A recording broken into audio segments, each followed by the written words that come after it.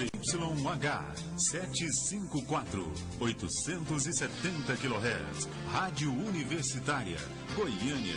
Qualidade musical e jornalismo independente.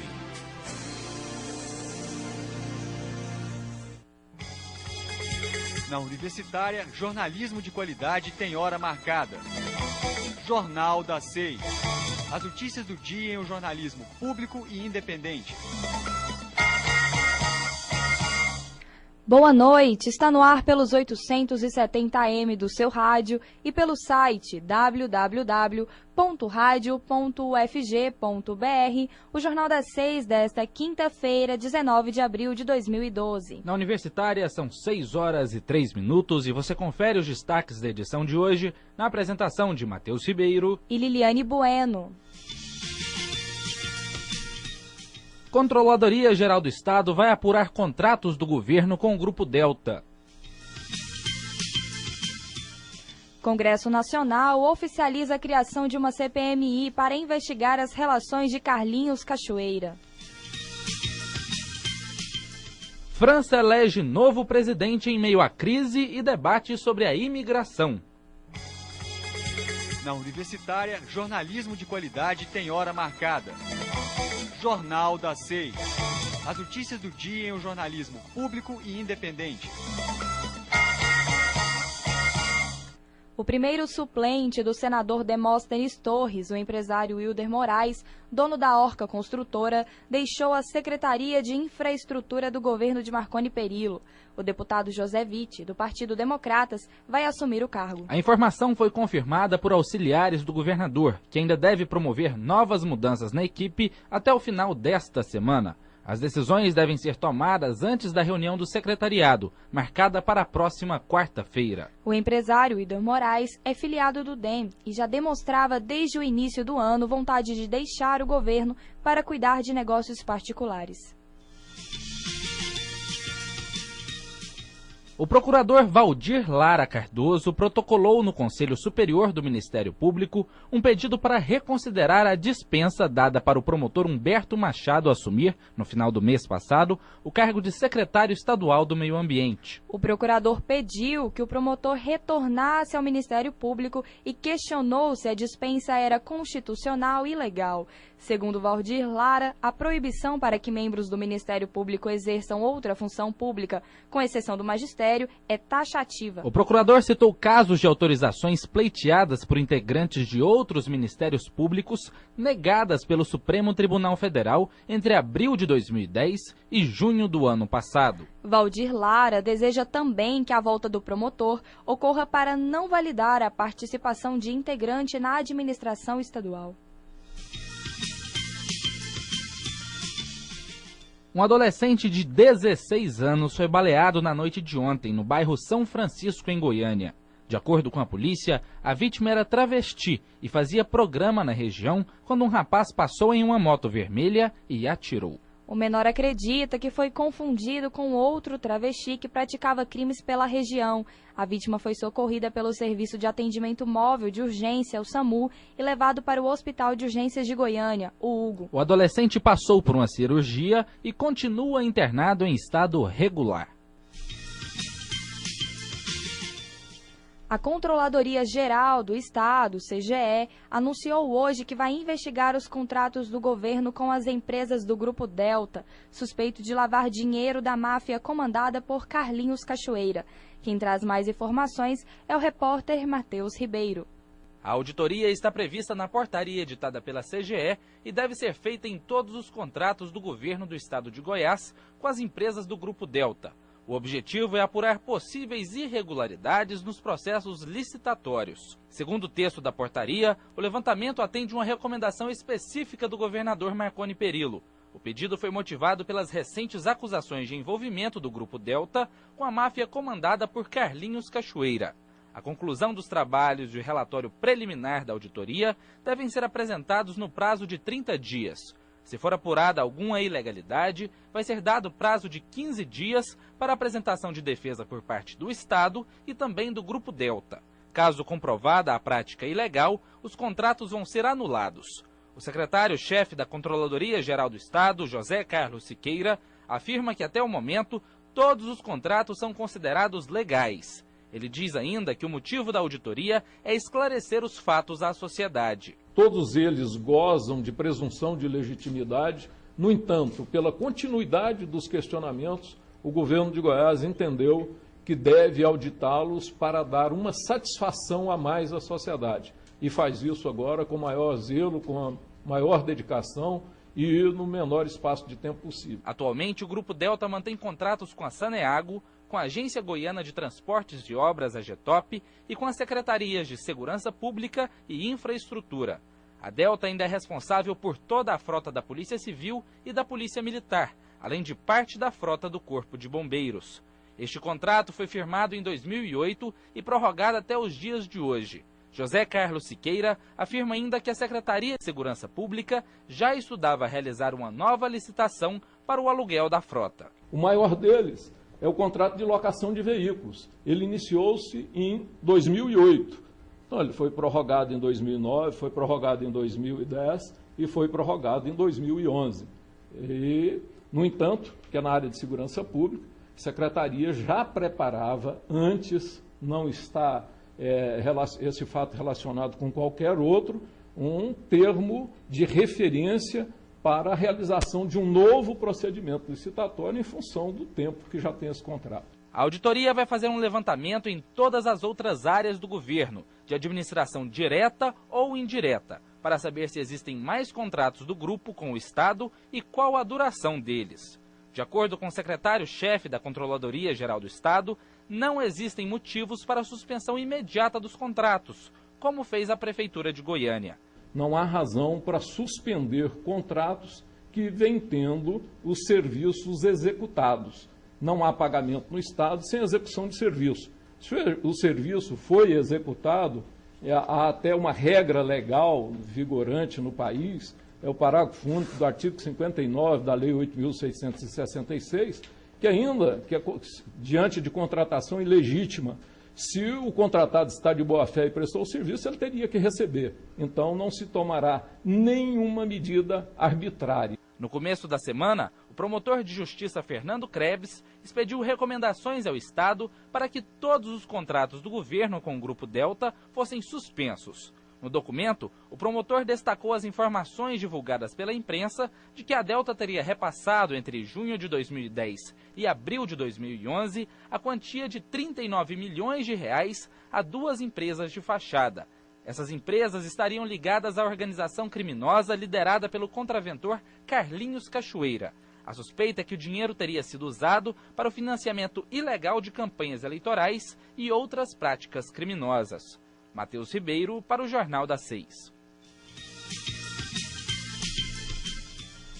O prefeito Paulo Garcia visitou na manhã de hoje as obras do Parque Mutirama. Durante a visita, o prefeito reafirmou que o parque deve ser inaugurado até o final de julho. O objetivo da visita foi mostrar aos membros do Conselho Municipal de Turismo e o Conselho Curador Convention Bureau o andamento da revitalização do local. Durante a visita, o prefeito divulgou que a Avenida Marginal Botafogo vai ser liberada no início de maio, antes da abertura da Exposição Agropecuária de Goiânia.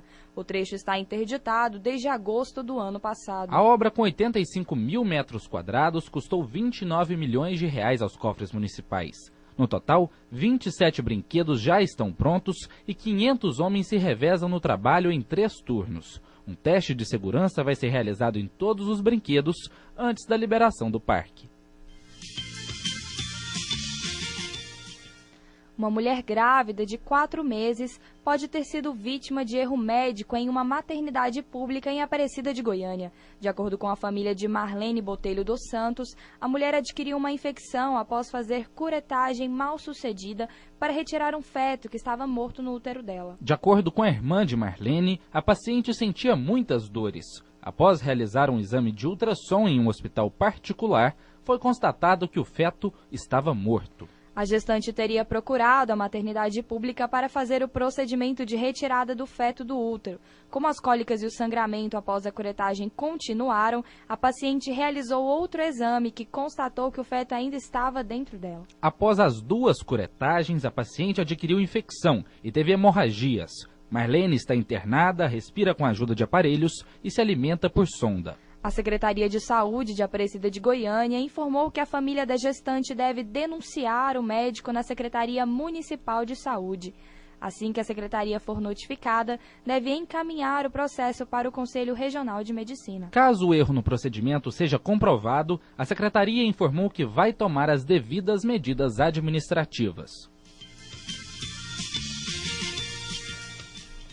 O governador Marconi Perillo pediu para ser um dos primeiros convocados na CPI da Assembleia Legislativa de Goiás, que vai apurar a influência do empresário Carlinhos Cachoeira no seu governo.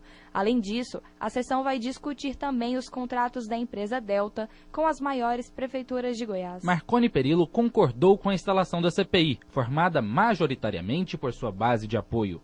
No encontro com o governador, os parlamentares aliados apresentaram queixas. O governador cobrou do secretariado prioridade aos deputados. Marconi procurou transmitir tranquilidade sobre a Operação Monte Carlo. Segundo ele, haveria interesse político no vazamento das conversas gravadas pela Polícia Federal. A Agência Goiana de Regulação lançou campanha contra os transportes clandestinos em Goiás. Confira mais informações sobre o assunto com a repórter Carolina Duarte. A Agência Goiana de Regulação, a AGR, colocou em prática um plano de ação para combater e também alertar os usuários do transporte clandestino no estado de Goiás. O presidente do Conselho Regulador da AGR, Humberto Tanus Júnior, disse que o plano de combate ao transporte coletivo clandestino é composto por 13 ações. Humberto Tanus explicou que uma das vertentes do plano de ação consiste na reestruturação do sistema de transporte intermunicipal. Nós vamos fazer um marco regulatório, vamos melhorar o sistema regular. Então, o que nós queremos? Melhorar o sistema regular que está aí há mais de 50, 60 anos, sendo emendado com linhas paralelas. Só para se ter noção, hoje nós temos mais ou menos 1/3 das linhas que vêm durante muitos anos e que 1/3 dessas linhas estão paralisadas. Então, é um transporte ineficiente. O presidente Humberto Tanus também afirmou que a campanha vai se concentrar nas principais saídas da cidade, como as saídas de Catalão, Aragoiânia, Rio Verde e Inhumas. Ele também explicou que o foco da campanha é alertar o usuário para o risco de morte que sofre ao utilizar esse tipo de transporte, já que não há vistoria nem cadastro destes veículos. Os motoristas também não são habilitados e os veículos não têm seguro. Humberto Tanus considera injusto comparar o preço do transporte regular com o do clandestino, uma vez que o sistema clandestino não possui uma série de despesas que o sistema regular possui. O transporte regular, ele tem, são empresas constituídas, elas pagam imposto, ela tem que arcar com seguro, ela tem que cadastrar seus veículos, ela tem que capacitar seu pessoal, né? Então tem que fazer seguro de seus veículos, então toda uma sistemática, enquanto que o clandestino não. Ele não tem que fazer nada disso. Então, às vezes, ele oferece um transporte mais barato, mas de alto risco. A AGR tem uma parceria com a Polícia Civil e, no caso do clandestino ser pego, ele vai responder a processo criminal e o veículo é apreendido. No ano passado, a AGR apreendeu 715 veículos que transportavam indevidamente passageiros nas rodovias goianas. Do total, 394 eram carros de passeio ou vans e 321 ônibus e micro-ônibus. Carolina Duarte, para o Jornal das 6.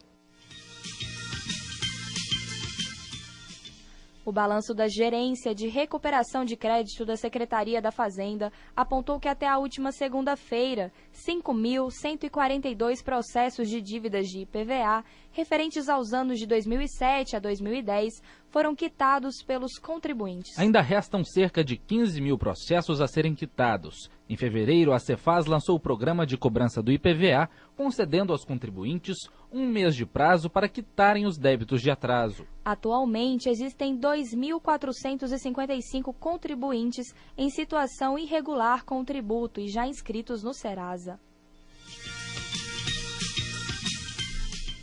Um advogado foi preso em flagrante quando tentava desbloquear um notebook e um celular em uma loja de um shopping em Goiânia. A polícia militar chegou até ele por meio de um sistema de rastreamento que identificou os aparelhos. Segundo a polícia, as peças teriam sido roubadas de uma loja de informática na cidade de Jardim na última semana. O advogado e as mercadorias apreendidas foram levados para o 8º Distrito Policial. Ele foi liberado após pagar fiança e o caso vai ser investigado pela polícia. Gestantes portadoras do vírus HIV e AIDS participaram de um curso promovido pelo Hospital de Doenças Tropicais. O curso é uma das ações do programa Prevenir para a Vida. O acompanhamento é feito até os filhos completarem 18 meses. Atualmente, 42 mulheres estão cadastradas no programa, que já atendeu 522 gestantes desde 2003. Foram ministradas palestras sobre gravidez e soropositividade. Além disso, outros tópicos foram discutidos, como planejamento familiar, profilaxia da transmissão vertical e alimentação e nutrição para gestantes portadoras do HIV. O Prevenir para a Vida também realiza cursos bimestrais com informações sobre a gravidez, AIDS e cuidados com o recém-nascido verticalmente exposto. Na Universitária, são 6h18. Você está ouvindo Jornal das 6.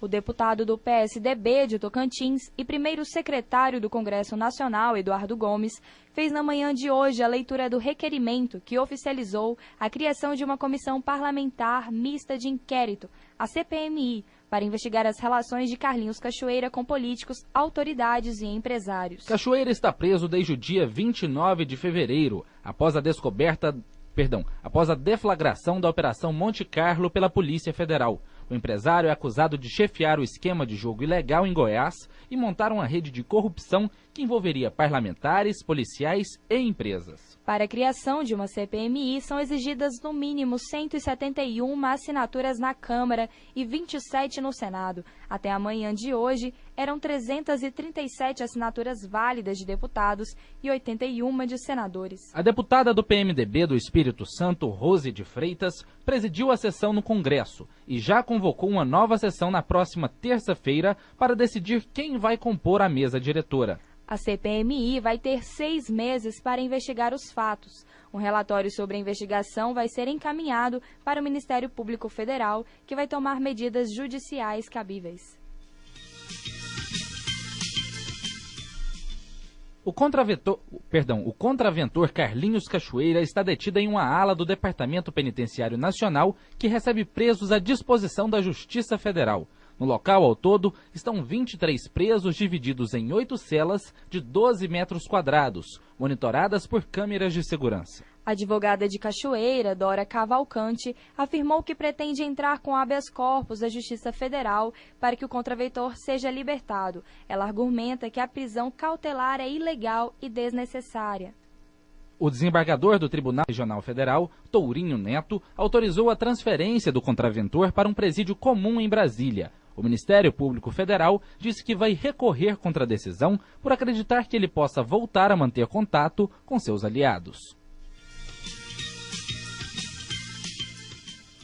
O Comitê de Política Monetária do Banco Central, o Copom, anunciou a redução de 0,75% na taxa básica de juros, a Selic. Com a decisão, a taxa caiu para 9% ao ano. O Brasil perdeu o posto de campeão de juros reais do mundo, posição que ocupava desde janeiro de 2010. Agora, a Rússia lidera o ranking, com juros de 4,2%, enquanto a taxa no Brasil é de 3,4%. O anúncio de redução pelos bancos Bradesco, Itaú e Santander também ocorreu bem antes do que se esperava. A reação das instituições privadas foi recebida como um gesto dos banqueiros para a reabertura do diálogo com o governo. Além disso, a medida ocorreu logo após o Banco do Brasil e a Caixa Econômica anunciarem os cortes. A redução nos juros representou o 6º corte consecutivo. Os dados são de um ranking elaborado pela corretora brasileira Cruzeiro do Sul. Pessoas com deficiência física que ganham até 10 salários mínimos por mês vão poder financiar bens e serviços para facilitar a locomoção e ampliar as habilidades funcionais. O objetivo da medida é possibilitar uma vida de inclusão e independência. A lei publicada hoje no Diário Oficial da União permite ao governo subsidiar empréstimos para que essas pessoas possam adquirir equipamentos adaptados, como cadeiras de rodas, mouses alternativos, lupas eletrônicas e computadores Braille. A União fica autorizada a conceder subsídio econômico de até 25 milhões de reais por ano a instituições financeiras oficiais para que elas forneçam créditos aos deficientes físicos. A Polícia Federal realizou hoje uma operação padrão nos aeroportos das capitais brasileiras. Segundo a Federação Nacional dos Policiais Federais, FENAPEF, os aeroportos aderiram à ação de forma distinta. Em alguns locais, os policiais checaram a documentação e a bagagem de todos os passageiros, ao invés de realizar uma triagem prévia. Em outros pontos, houve somente a distribuição de folhetos informativos. A empresa brasileira de infraestrutura aeroportuária informou que não está fazendo um balanço relacionado à operação. De um total de 989 voos domésticos hoje, 49 foram cancelados e 120 atrasaram. A operação padrão foi decidida em Assembleia Geral, realizada no dia 27 de março, em protesto à precariedade da Polícia Federal nos aeroportos e ao número de funcionários terceirizados que fazem a triagem de passageiros nos embarques e desembarques de voos.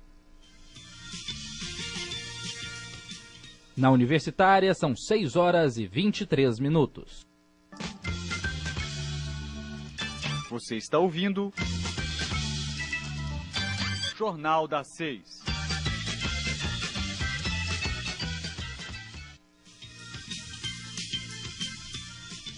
Os franceses vão votar neste domingo para a eleição presidencial. 10 candidatos disputam o primeiro turno em meio a uma campanha marcada pela crise econômica e pelo debate sobre a imigração. O atual presidente Nicolas Sarkozy tenta a reeleição para um novo mandato. Entretanto, é o candidato François Hollande, do Partido Socialista, que é o favorito do povo francês. Segundo pesquisas, Hollande está à frente no primeiro turno e provavelmente também venceria um segundo turno contra Sarkozy.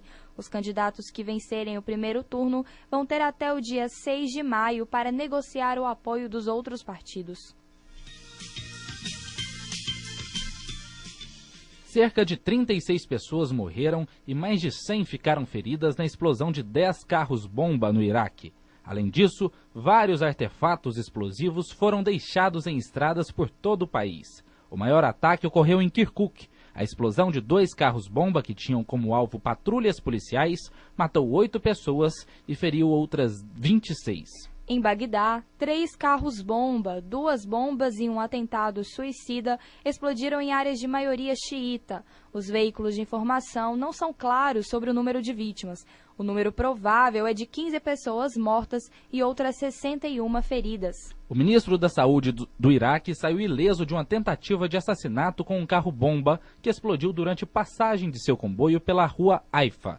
2 guarda-costas do ministro morreram no atentado e 4 ficaram feridos.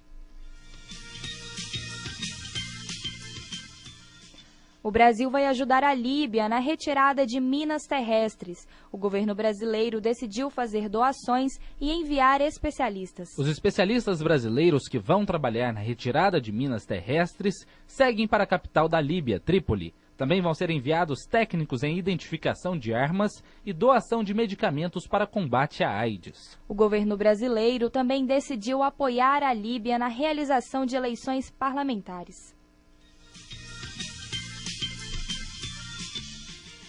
O ministro da Agricultura, Pecuária e Abastecimento, Mendes Ribeiro Filho, criticou a restrição à entrada de carne suína brasileira na Argentina. Segundo ele, caso a barreira seja mantida, medidas que dificultem a entrada de produtos argentinos no país poderão ser adotadas. Mendes afirmou ainda que o país quer uma relação extremamente cordial e respeitosa com o país vizinho. Segundo ele, para que isso aconteça, o comércio da carne suína deve ser restabelecido. O ministro do Petróleo do Irã, Rostam Ghazemi, afirmou hoje que o país não pode reduzir ainda mais a venda do produto à União Europeia. Segundo ele, o bloco econômico precisa demonstrar alguma flexibilidade com Teherã. A princípio, o Irã cortou as exportações de petróleo à Grã-Bretanha e França em fevereiro. Neste mês, as vendas para a Grécia e Espanha também foram diminuídas. As medidas foram uma espécie de retaliação ao embargo que a União Europeia pretende impor ao país. O Ocidente suspeita que Teherã queira desenvolver armas nucleares, mas os iranianos afirmam que seu programa nuclear apresenta fins pacíficos. O bloco importa hoje 18% da produção diária iraniana, de 2 milhões e 200 mil barris de petróleo. A Índia realizou hoje o primeiro lançamento de teste de um novo míssil de longo alcance. O projétil tem capacidade nuclear que pode impactar o território chinês e países asiáticos. O feito coloca a Índia dentro do grupo seleto de países detentores de mísseis balísticos intercontinentais. O míssil de 50 toneladas e 17 metros de altura pode alcançar um raio superior a 5.000 quilômetros. Apenas a China, Rússia, França e Estados Unidos e o Reino Unido possuem esse tipo de míssil, com um alcance maior a 5.500 quilômetros. Confira agora a previsão do tempo para amanhã em Goiânia e em todo o estado.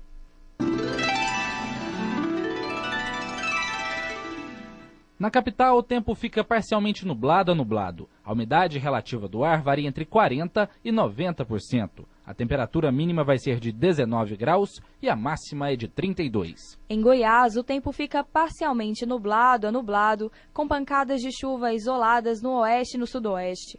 A temperatura mínima vai ser de 17 graus e a máxima de 35. As informações são do Instituto Nacional de Meteorologia, Distrito de Goiânia.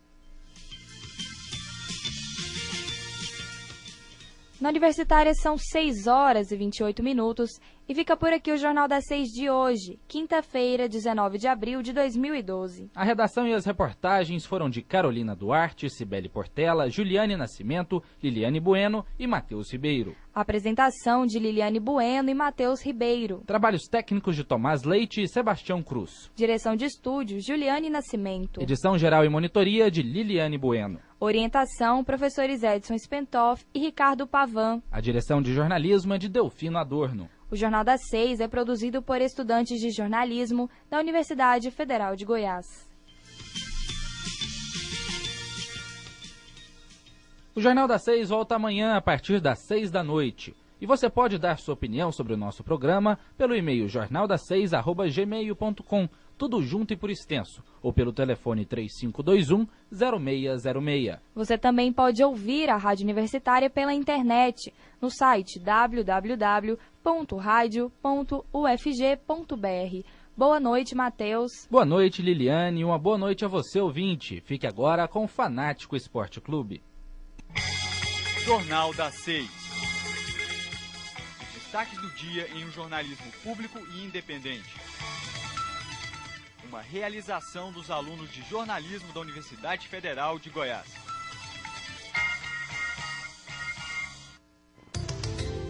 Você está na ZYH 754, Rádio Universitária, emissora da UFG, 870M, de qualidade musical.